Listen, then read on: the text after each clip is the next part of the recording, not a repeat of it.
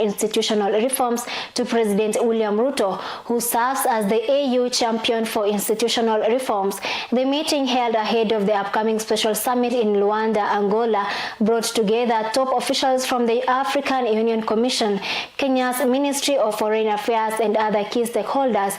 President William Ruto underscored the need for Africa to build strong multilateral institutions that place responsibility squarely on the continent, calling for a more effective place and security structure and renewed urgency in establishing the African Court of Justice.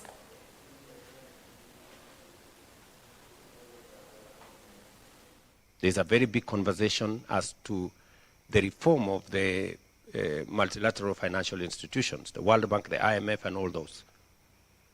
It's unfortunate that we have the short end of the stick. You know, our voice is very limited. To a situation like the special drawing rights. You know, countries that did not need the money got the money. Countries that needed the money the most never got anything. Just imagine that. You know, and it was supposed to be okay. How is it supposed to be okay? But because the discussion and the decision-making mechanism is such that we have no say. You know, that is one. As so long as we don't build African multilateral financial institutions, we will continue to suffer these consequences. You know, today, and I have seen recommendations that came from the president of Ghana, which I'm very sympathetic to. We must begin to think about the Africa Development Bank and how we capitalize it, how we support it, Afrexim Bank, how we support it. The second item is the issue of the African Court of Justice. There is absolutely no reason why we cannot roll into place the African Court of Justice. It will help us resolve many issues. One of the things that can be interpreted, you know, the court can interpret if we had a functional court. And I don't think we should procrastinate. The effectiveness of the African Union speaks to what Omar Musa was saying.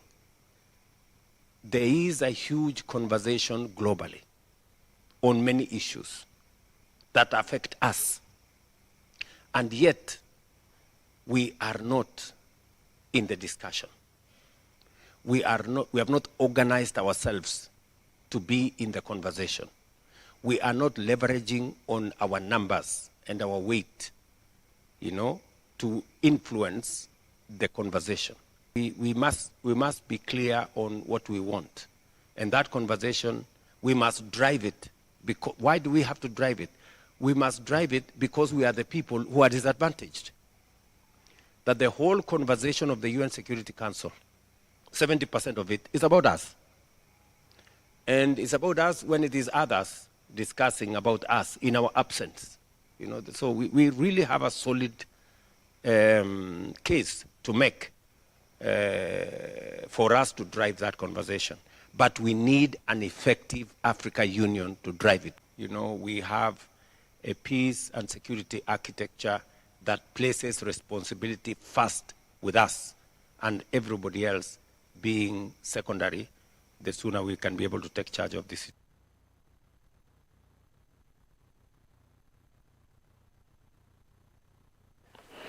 And now President William Ruto has again today issued land title deeds to residents of Kasikeu in Makueni County, marking yet another milestone in the government's ongoing land regularization program. Speaking during the ceremony, President Ruto reiterated his administration's commitment to ending exploitative practices that burden ordinary citizens, particularly in access to health care. Deputy President Kithure Kindiki emphasized on the government's focus on development, while Energy and Petroleum Cabinet Secretary Alfred Mutua called for unity and honesty in the public service. ile maneno ya zamani ya kulipisha wananchi mambo ya hospitali tumesema ikome, kwa sababu hakuna mwananchi anaandika barua akuwe mgonjwa, hakuna mwananchi anapanga kuwa mgonjwa. Ugonjwa ni bahati mbaya, ni kweli ama si kweli? Na tumesema tuko na mfumo sasa na mpango ya serikali ya kuhakikisha kila mwananchi aende hospitali, atibiwe, aende nyumbani bila ya kuulizwa pesa, kwa sababu serikali ya Kenya italipia gharama ya hospitali ya wananchi wa taifa letu la Kenya. Tuko hapa leo kwa sababu ya mambo ya kupeana title deeds kwa wananchi wa hapa. Tuko hapa leo kwa sababu ya ile daraja ambaye rais amezindua pale ya Mikuyu. Tuko hapa leo kuhakikisha ya kwamba ile soko ambayo imeanza ya Kasikeu na zile soko rais ametaja 10 hapa Makueni zitajengwa zikamilishe. Mambo ya barabara rais amesema zile ambazo ziko already ambao zinajengwa, na kuna barabara 2 rais unikubalie wewe. Wakati ulinituma hapa tulikuja hapa, na wakati nilikuja uliniambia kwamba baada ya hizi barabara ambazo umetaja zikikamilika kuna zile zingine ambao tumepangia uko mbele. Uniruhusu nitaje vile nilikueleza: barabara ya Kautandini, Mavivye, Motiloni kwenda Kemakiu. Newo kanatiwo. Vile vile iko barabara ya Musaani, Kayata, Uvete kwenda mpaka Kilome. Newo kanatiwo. Rais alisema baada ya hizi barabara ambazo amezitaja zikianza kujengwa phase 2 ya barabara tutaweka priority hizo barabara 2. Tuendelee tusiendelee? Tuendelee tusiendelee?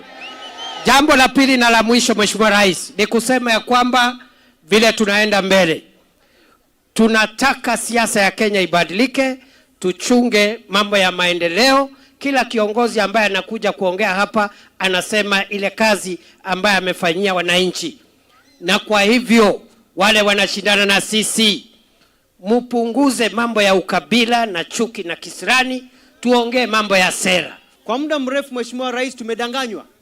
Tunaambiwa ati tukae ngumu, ati itakuwa nzuri hapo mbele. Sisi tunasema tutaki mambo kukaa ngumu. Tumechoka na siasa ya umaskini, tunataka siasa ya maendeleo. Na wewe Mheshimiwa Rais, tunajua ya kwamba wewe vile umezunguka nchi yetu ya Kenya, Wakenya wamekuona unafanya kazi, na tunajua utaendelea kuunda serikali inayokuja, tuendelee kuweka miradi katika Ukambani. Tunakuomba, tunajua unakuja siku 4, lakini sisi hapa hatuna haraka na wewe. Hata ukikaa wiki moja And now, away from matters governance to education, the education stakeholders are now emphasizing the importance of nurturing a culture that celebrates and honors teachers for their critical role in shaping the nation's future. They say that recognizing educators not only motivates them, but also reinforces the value of equality or quality teaching in preparing learners for an increasingly competitive job market. The call comes amid renewed efforts to improve teachers' welfare and strengthen the education sector contribution to national development in the country.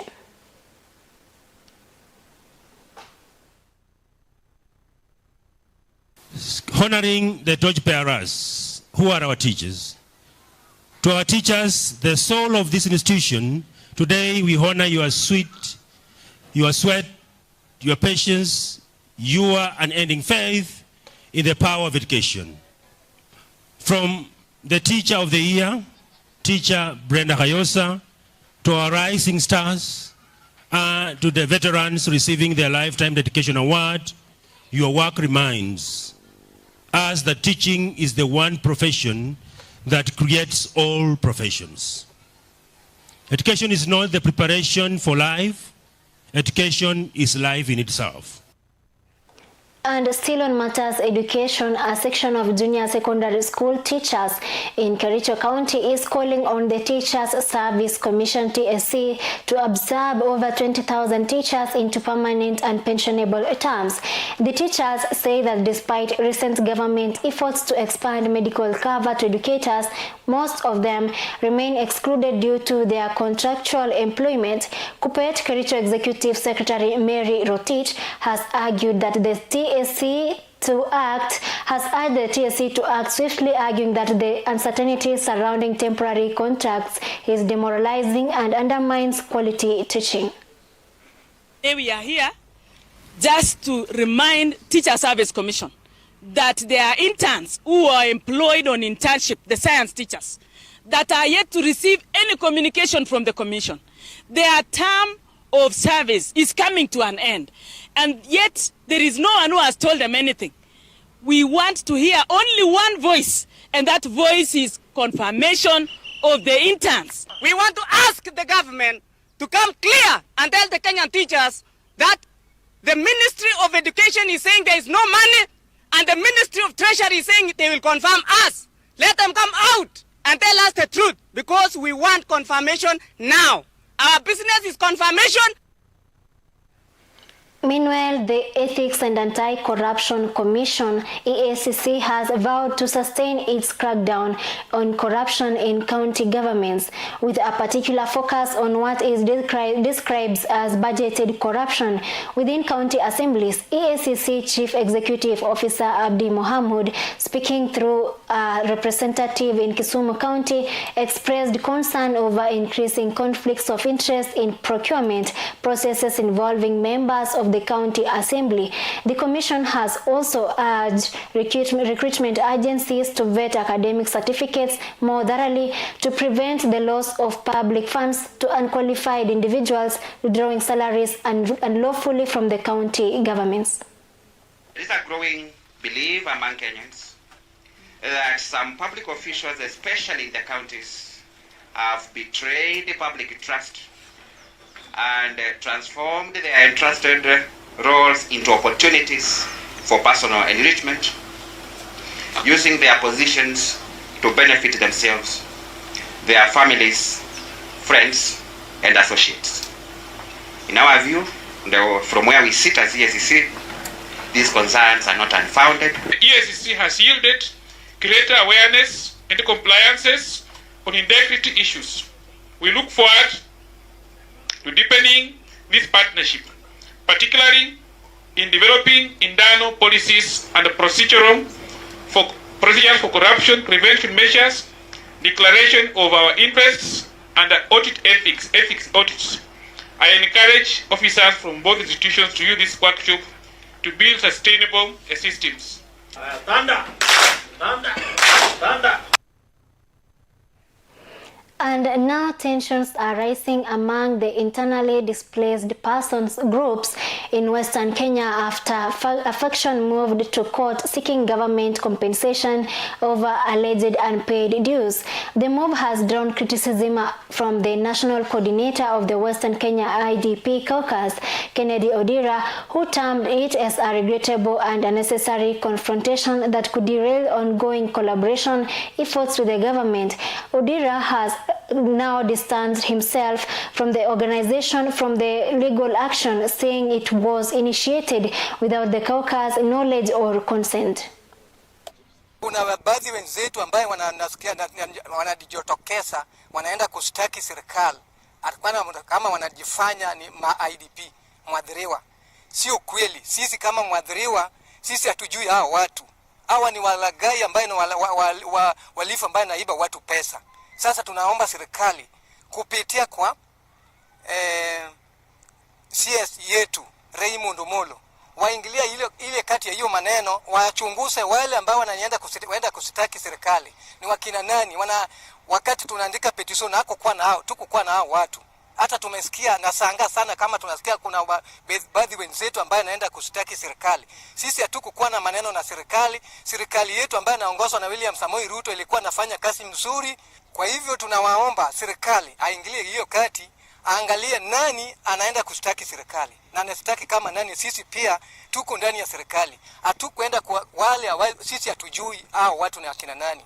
Kwa sababu wakati tunaandika petition hatukuwa na hao watu. Other members of the IDPs are still at large, and those who have attempted to go to court are what we call, they are cartoons. They are not going to take us any place, And at this moment, I'm very much proud that my able coordinator, John Kennedy Okinyi, has taken this responsibility to Mr. Mutua, who will take care of what the IDPs will get at long last. Let me say this, that our able government will reach the destination so that the displaced people in Homa Bay, Western Kenya's caucus, will at least. And now Nyamira County's healthcare system has received a major boost following the delivery of 2 new vehicles from the program for appropriate technology in health, the PATH Kenya, to support HIV programs across the county. The vehicles flagged off by the county at the county headquarters are expected to strengthen outreach, mobile clinic and follow-up services across all sub-counties, a move that marks a milestone in the 14-year collaboration between PATH and the county government of Nyamira. Speaking on behalf of Governor Amos Nyaribo, Public Service County Executive Committee member Kennedy Angwenyi hailed the donation as a transformative gesture. PATH Kenya has had a long-standing partnership and presence in Nyamira County, 14 years to be specific. So some of the programs that we are implementing is around immunization. And if you recall, recently there was a national-wide measles rubella campaign and typhoid conjugate vaccine introduction that we've supported across the county. In the HIV space, we are in about 90 facilities that we are supporting in HIV care and treatment, serving various populations, but also in the primary healthcare space. We are also supporting the county government to integrate HIV and TB services within community structures. And all the work that we do here, we jointly implement with the county government. And the reason we do that is to make sure that it's sustainable and we're able to transition that work to the county. Today, the PATH Kenya, represented by the CEO, they have handed to us 2 vehicles which are going to be used by the Department of Health. These vehicles are going to reach our people who need health care, and we are very happy. We are very happy for this kind of cooperation.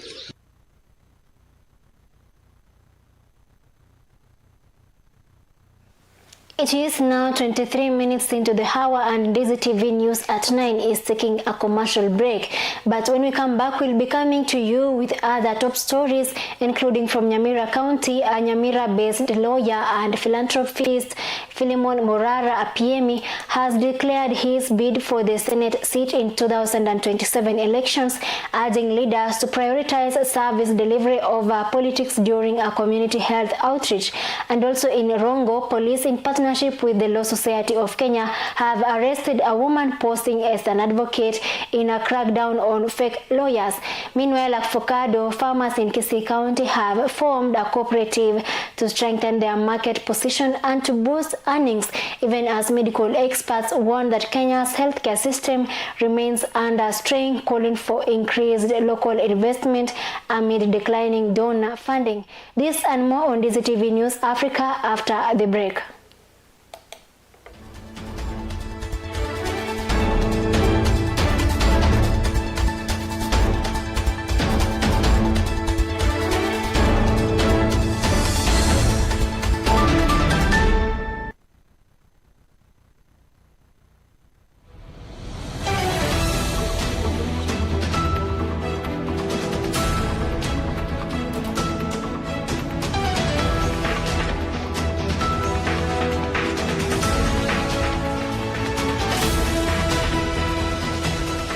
Unatazama DZTV Africa.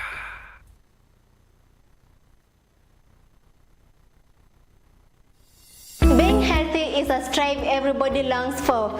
Human beings will spend their time online searching remedies for conditions challenging them.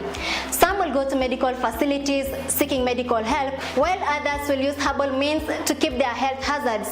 I am I'm Chemutai Kirui, and every week on Afya Yetu, we open the doors for life-changing conversations from wellness and nutrition, preventing diseases, managing chronic illnesses, and even mental health.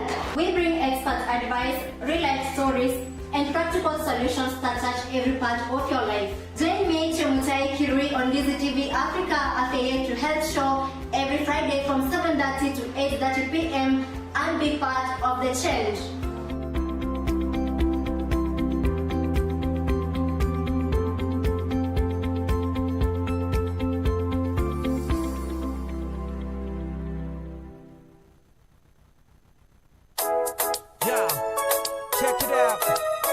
What's up, my beautiful people? They call me Ems Manvoke, and this month on day 28 Ndizi TV Africa pamoja na Camel Park wanakuletea chill party and talent show auditions live hapa ndani ya Camel Park, na kiingilio ni shilingi 200 peke yake per head. Alafu saidia kama umeweza kulipa that 200 Kenya shillings unapata free swimming. In the same time, kama ni mzazi kwa pale nyumbani unaweza leta watoto wako wakuja waweze kujienjoy. Tuko na bouncing castle, tuko na water balloons, tuko na mamba, tuko na tortoise. In the same time, unaweza kuwa na fun as a family. So don't forget, mark your calendar on this month, date 28, ambayo itakuwa na Friday. Tutakuwa na show babu kubwa. Show yenyewe itakuwa ni chill party and talent show audition humu ndani ya Camel Park, the bride of Kisii. Eastlands, yo, we had the mic. Westlands, yo, we had the mic.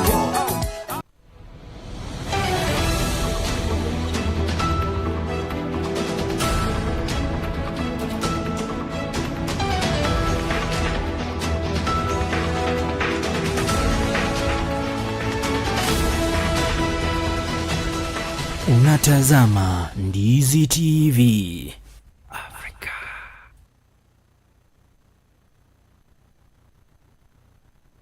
Je, wewe ni mmiliki wa aina ya gari aina ya Alto, Probox, Harrier, V8 na Lexus? Jipatie brake parts kwa bei nafuu hivi sasa. Vilevile oil filters kwa gari aina ya Toyota na vilevile Subaru. Ili upokee popote ulipo, piga simu kupitia nambari 0739318606.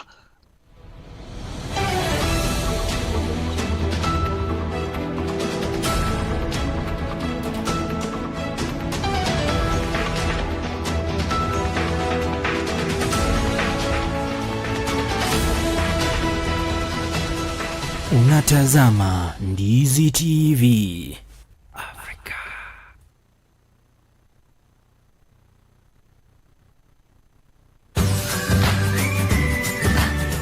Je, wajua kwamba mapishi si kazi tu ila ni sanaa? Njoo tujifunze mapishi mapya katika runinga ya Ndizi TV Africa.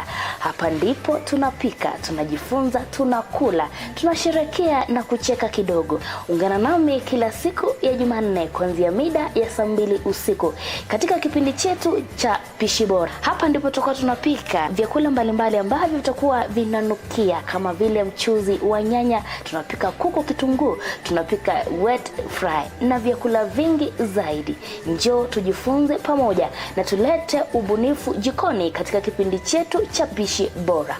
Ungana nami Ronalfa katika kipindi cha Pishi Bora, tulete ubunifu jikoni.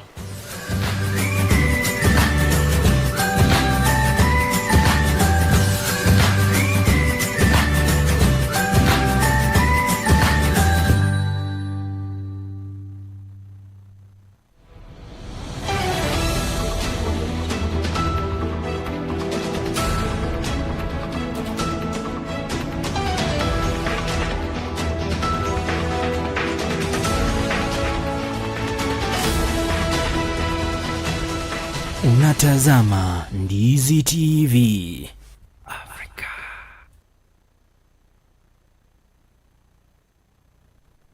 Mteja mpendwa, ni wakati sasa wa kujinyakulia aina ya flash disk kuanzia 8GB, 16GB na vilevile 32GB.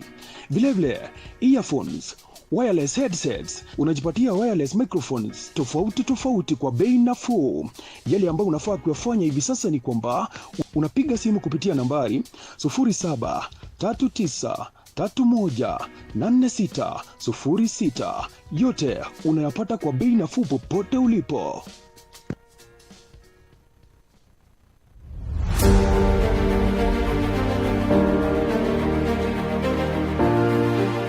Naam, ni wakati wa kusikiza sauti inayobeba maono, busara na hali halisi ya kisiasa humu nchini.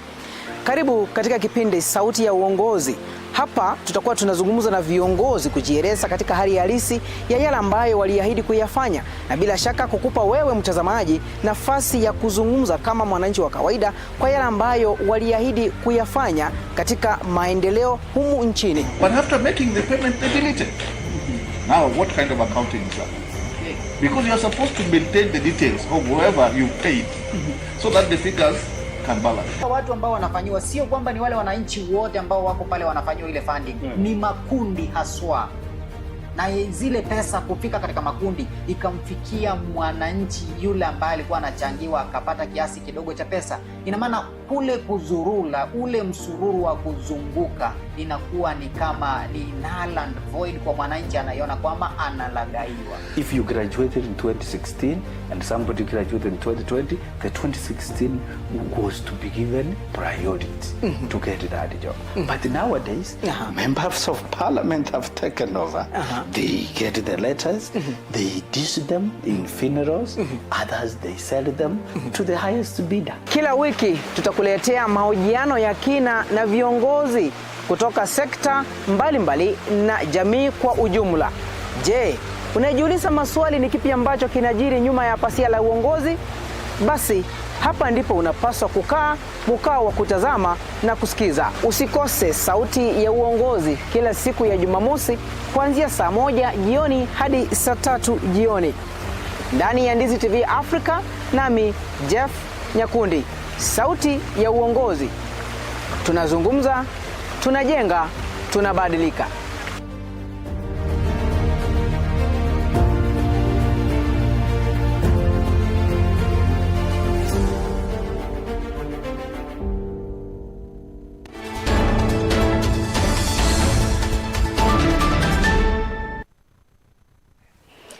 Welcome back to Ndizi TV News at 9 p.m. You're watching Ndizi TV Africa. My name is Temutai Kiri and welcome back to our bulletin. Now moving on, a Nyamira-based lawyer and philanthropist Philemon Morara Apiemi, who has announced his intention to vie for the Senate seat in the year 2027 general election, is calling on political leaders to put the interest of citizens before politics. Speaking during a health outreach program organized by the Apiemi Foundation in partnership with local health officials, the senatorial hopeful emphasized on the importance of service delivery over political rivalry. The event saw hundreds of residents receive medical screening, treatment, and free eyeglasses as part of the ongoing community health campaigns.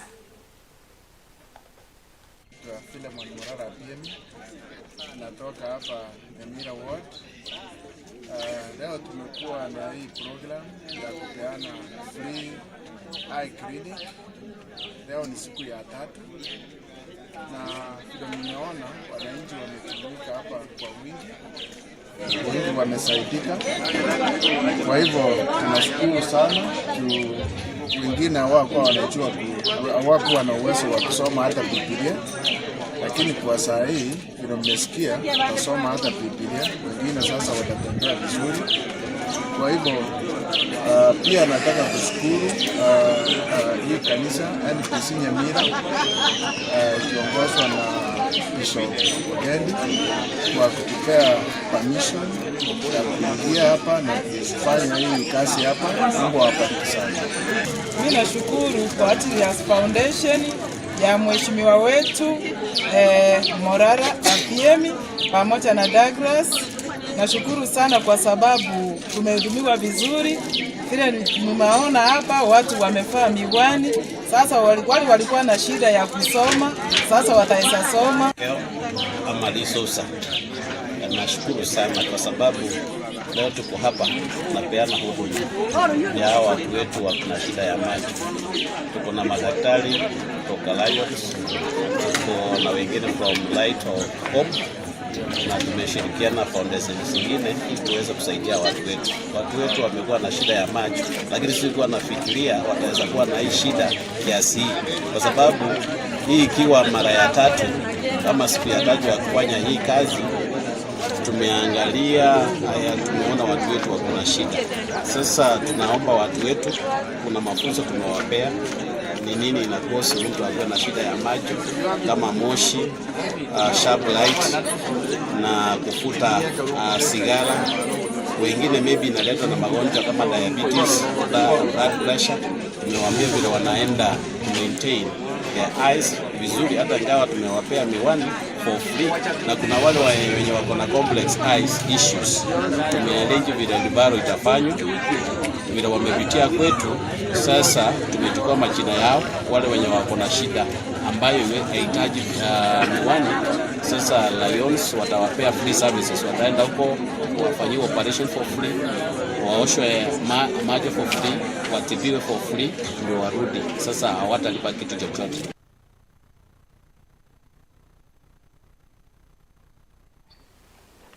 And now police in Rongo, in collaboration with the Law Society of Kenya, have arrested a woman accused of masquerading as a licensed advocate along the Kisii-Migori border. The operation, led by Rongo Sub-County Commander Salim Fundi, is part of a wider crackdown on targeting fake lawyers who have been defrauding unsuspecting members of the public. According to LSK Kisii Chapter Chairperson Davin Biyaki, the raid also led to the recovery of forged legal documents and the unauthorized use of a legitimate farm's seal. Authorities say the exercise will continue until all imposters are weeded out within the county.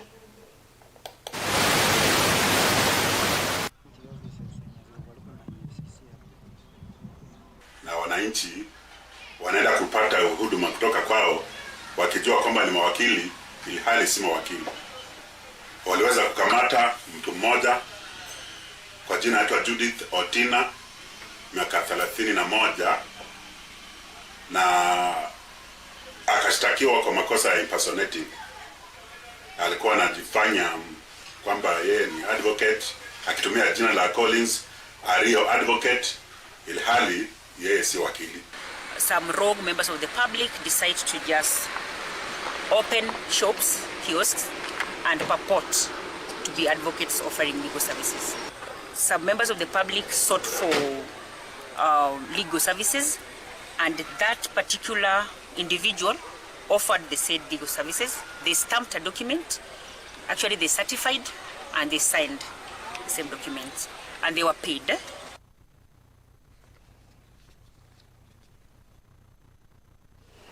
And now, still in Kisii County, avocado farmers in Kisii County have joined forces to strengthen their bargaining power and secure better market opportunities for their produce. The farmers, who have now formed a cooperative society with over 150 members across the 8 zones, aim to curb exploitation by middlemen and to ensure timely payment for their harvests. Supported by county officials and agricultural partners, the cooperative is expected to enhance productivity and open up access to regional and international markets for Kisii's thriving avocado industry. Kuna brokers wengi sana katika hii biashara, na brokers wakija kununua, unajua wao pia wanataka kutengeneza faida kutoka kwa ile kazi wanafanya. We sign a contract for a season. Sasa hii contract tukisign, tunapeleka copy kwa HCD Kisii, tunaacha hapo. Nikaona ni kitu mzuri, iko na inaleta mapato mzuri, ikiendelea mzuri, na miti yenye nimepanda sasa kwa shamba is around over 400 trees. Na niko na plani ya kuongeza sababu nimeona faida yake. So the government is encouraging that formation of cooperatives, societies, and we are working closely with the cooperative society to ensure that they succeed in their marketing. We are also assisting them in mambo ya production, mambo ya production. The other benefit of hii kukuja pamoja ni vile tunaweza kuwafikia kwa pamoja ili tuwafundishe kwa umoja. So I would wish to appeal to the Ministry of Agriculture through the Agricultural Extension Service officers. We even have a bill in the Senate that we are supporting that seeks to establish a framework through which these services can be effectively offered at national and county levels.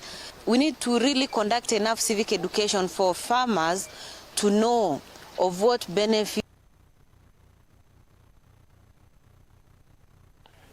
And now to the healthcare system in the country. The Kenya's healthcare system is once again under scrutiny as medical experts warn that the country still lags behind in delivering quality and equitable services.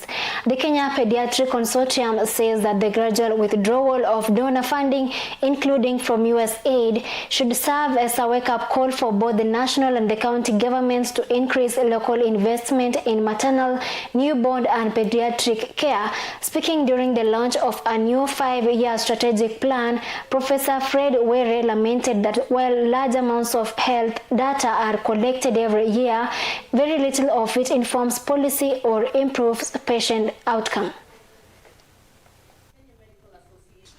It's easy to say we are not where we want to be because not a single indicator of manpower requirements and distribution is fully met. We have gaps in the country, we have gaps in the region, we have gaps in the world. There's almost nobody who can actually boast that they have got everybody provided for. All the support we need as a country was are people who are trained to do some stabilizing research like ourselves to make that link so that we reach everybody. Enhance the research infrastructure and the aspect of implementation science, translating research into policy and practice is very key. And of course, the need to continuing diversifying research funding.